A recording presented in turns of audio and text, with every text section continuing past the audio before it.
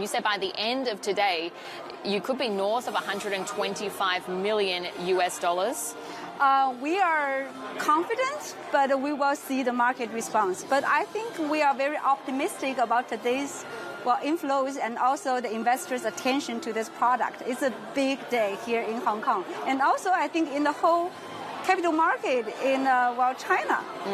So, of course, it's not just the inflows that come in today. You also would have had placement beforehand more from private investors. So where did that sort of demand come from? I think we have various investors. We have certainly the investors from all the Bitcoin universe. And also we are very happy to see a lot of traditional investors who are interested, have been interested in the Bitcoin and has no instruments actually to invest in the Bitcoin. So we have seen various interests from different investors, and it has been very, very inspiring. Investors that are based here in the city, or are they based elsewhere? Well, definitely mostly based in the city, but we also have been seeing interest from elsewhere. Because what is one of the key points of difference with your ETF is that it's also available in CNY. So what sort of yuan demand have you seen so far? Well, now I definitely think that opens the door for a lot of, RMB holders who really needs a very alternative way in investing. But now the mainland China investors cannot directly invest in Hong Kong yet. So we hope that in the future there could also be a, new opportunity for them to participate in this process. Yeah, I mean, I think what you're referring to there is the ETF Connect program. Yes. And so when would you see these crypto ETFs being included into that program, do you think? Well, frankly speaking, I don't see it happening in the short run because now the ETF Connect is limited to the Stock Connect universe. But as the opening up progress, we definitely hope that multi-assets will be available for domestic investors.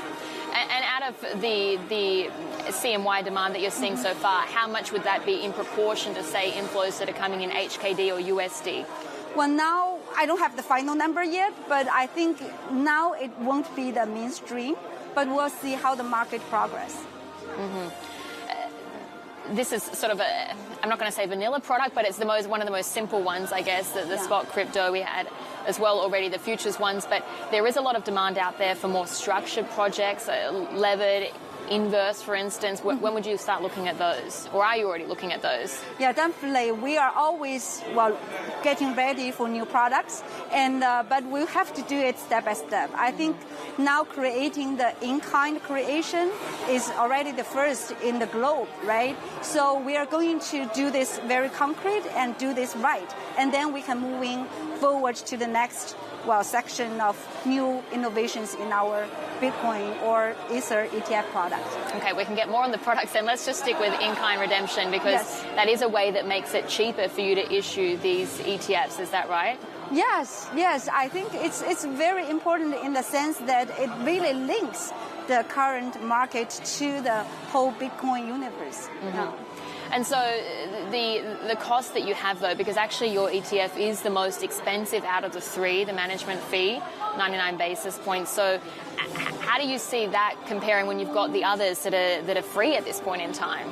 Well, I think our pricing is very typical. It's not like we have a different pricing guideline. We are very typical for alternative ETFs in Hong Kong. And also, I just felt like this is such a new product, and there's a whole ecological system that we have to nurture in the beginning. And ChinaAMC, we are going to invest heavily and strategically in this area.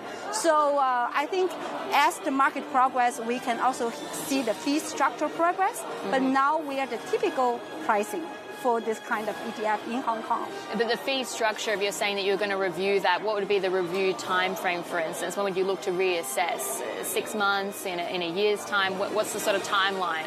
Yeah, we don't really have that kind of timeline, but definitely we will listen to our clients because we will always put our clients' needs at our heart. So we will see how the clients are going to react to different fee structure and how that will affect the whole ecological system. Would you have the capacity to enter or to issue a fee or offer a fee that's comparable to the others?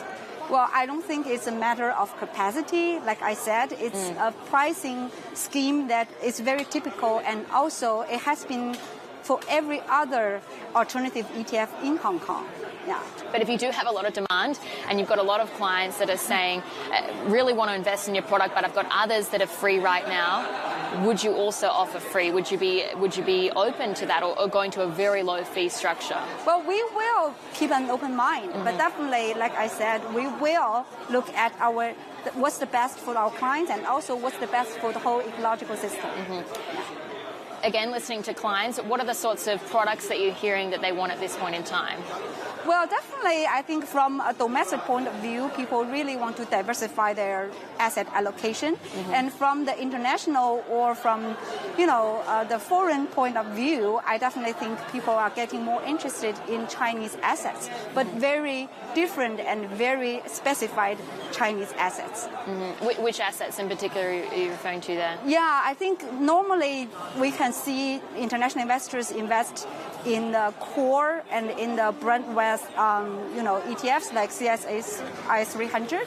But now we have been seeing more demand into the tech area, into the new energy area. So people are having more desire for the thematic or industry ETFs. So which ChinaAMC have been providing and creating very, very aggressively right now. So more thematic in ETFs, and then also in the crypto space, which digital assets would it be, like a basket of tokens, for instance? Which ones are you looking at in particular? I think what you mentioned is really interesting because a basket of crypto in the future might be more of a diversification for the whole investor as well. So that's also a possibility we will be looking at.